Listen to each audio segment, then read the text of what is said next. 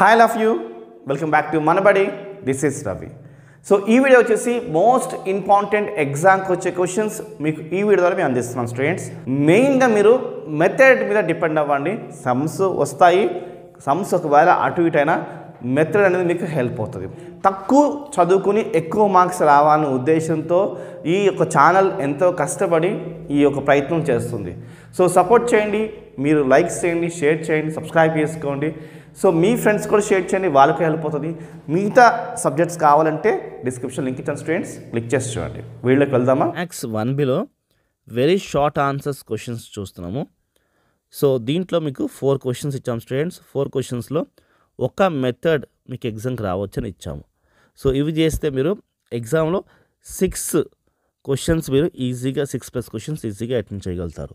ఇంకా మీ తెలివి వాడి మీరు ఈ క్వశ్చన్స్ కాకుండా వేరే క్వశ్చన్స్ చేస్తే మీరు 10కి 10 క్వశ్చన్స్ చేయడానికి మేము ఇచ్చిన క్వశ్చన్స్ మీకు హెల్ప్ అవుతాయి స్టూడెంట్స్. ఓకే, సో మరి క్వశ్చన్స్లోకి వెళ్దామా? ఫస్ట్ 4 క్వశ్చన్స్లో నుంచి ఒక క్వశ్చన్ మనం ఎగ్జామ్కి ఎక్స్పెక్ట్ చేస్తున్నాం. సో చూడండి, transform the equation into normal form చేయమని ఇచ్చాము. ఇది స్ట్రెయిట్ లైన్ చాప్టర్లో నుంచి ఇచ్చాము students. Okay, next find the value of p. ఇచ్చింది స్ట్రెయిట్ లైన్ ఇచ్చాము. ఇఫ్ స్ట్రెయిట్ లైన్ ఇచ్చాము, ఇదొక లైన్, ఇదొక లైన్, ఇదొక లైన్, అంటే ఇదొక ఈక్వేషన్, ఇదొక ఈక్వేషన్, ఇదొక ఈక్వేషన్, ఇవి కాన్కరెంట్ అంటున్నాము. అన్ని కండిషన్ ఇచ్చి పి వాల్యూ కనుక్కోవాలి. ఇదొక question students. Okay, so find the value of X ఇచ్చాము.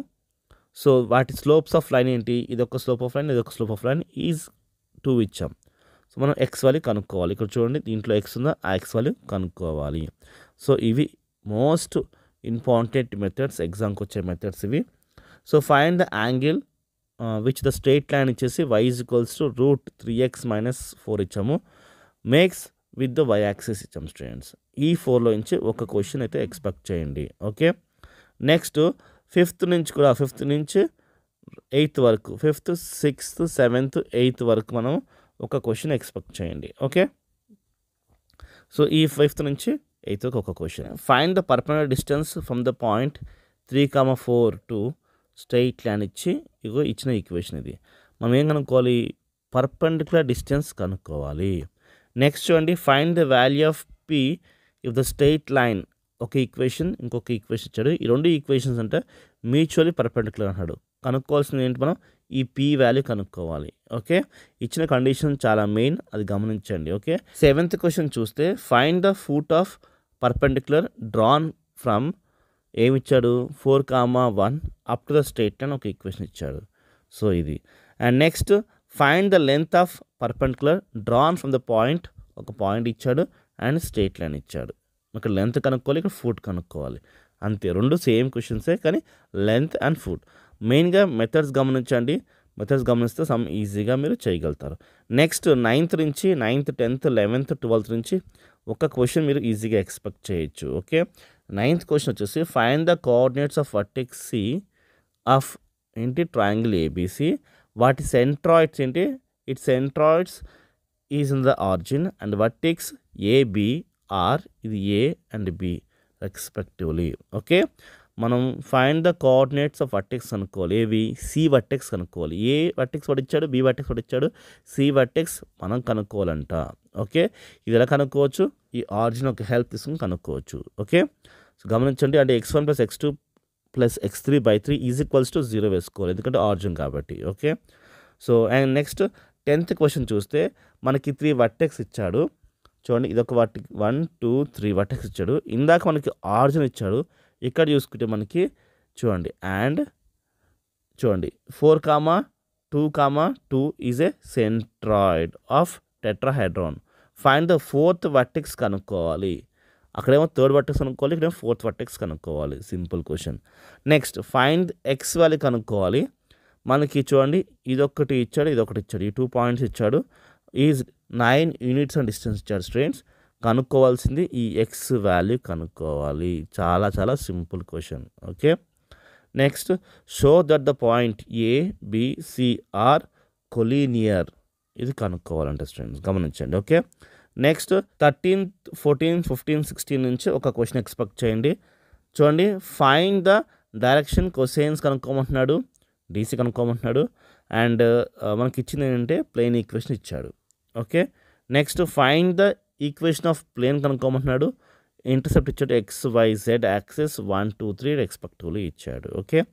Next find the equation of a plane through మనకి 2 పాయింట్స్ ఇచ్చాడు. చూడండి ఈ 2 పాయింట్స్ ఏంటి -2 1 3 అండ్ హ్యావింగ్ ఏ 3 -5 4 ఇచ్చాడు. ఆర్ డైరెక్ట్ రేషియోస్ డిఆర్స్ ఇచ్చాడు టు ఇట్స్ నార్మల్. ఓకే. మనం కనుక్కోవాల్సింది ఏంటి ఈక్వేషన్ కనుక్కోవాలి. Find the equation of plane passing through points కనుక్కోవాలి. ఓకే. సో నెక్స్ట్ 16th వచ్చేసి find the intercept of the plane okay on the coordinate axis అని ఇచ్చాడు students. Okay. Next limits నుంచి మనము ఒక 4 క్వశ్చన్స్ ఇచ్చాము. దాంట్లో నుంచి ఒక క్వశ్చన్ ఎక్స్పెక్ట్ చేస్తున్నాము. ఓకే. 17th 18th 19th 20 నుంచి ఒక క్వశ్చన్ అయితే మనం ఎక్స్పెక్ట్ చేయొచ్చు. ఒక మెథడ్ ఎక్స్పెక్ట్ చేయండి సేమ్ యాసిస్ క్వశ్చన్ కన్నా. లిమిట్స్ నుంచి కూడా ఇంకో క్వశ్చన్ వస్తుంది కాబట్టి ఇంకొక 4 క్వశ్చన్స్ ఇచ్చాం స్టూడెంట్స్. 21st నుంచి 22 23 24 ఈ మోడల్లో నుంచి ఒక క్వశ్చన్ ఆ మోడల్ నుంచి ఒక క్వశ్చన్ వస్తుంది. మెథడ్ ఎక్స్పెక్ట్ చేయండి అంతేకాని సమ్ కాదు. 8 ఉంటే 8 ఎక్స్పెక్ట్ చేయకండి. ఓకే. మెథడ్ ఎక్స్పెక్ట్ చేయండి. ఓకే. నెక్స్ట్ 25th నుంచి 28th వరకు చూడండి. 25th నుంచి 28th వరకు ఒక క్వశ్చన్ ఎక్స్పెక్ట్ చేయండి. ఓకే. సో దీన్ని ఏమి ఇచ్చాము y = అనే ఇచ్చి y = ఈక్వేషన్ ఇచ్చి మనం డెరివేషన్ కనుక్కోవాలి. dy/dx కనుక్కోవాలి. ఓకే.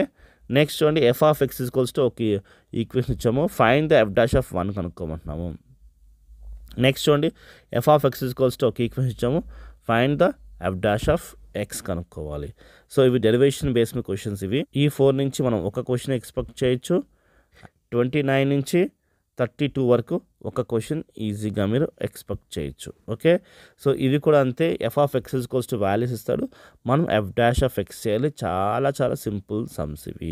అండ్ 33 34 35 36 నుంచి మన నెక్స్ట్ చాప్టర్స్ నుంచి మనం ఇచ్చాం స్టూడెంట్స్. గమనించండి మనకి ఇక్కడ x = 10 అండ్ డెట్ x ఇస్తాడు. అప్రాక్సిమేట్ వాల్యూస్ కనుక్కోవాలి.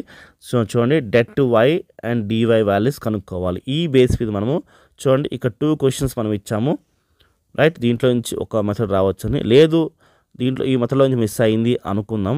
అప్పుడు మనకి 35 36 నుంచి కూడా మనం ఎక్స్పెక్ట్ చేయొచ్చు. ఓకే.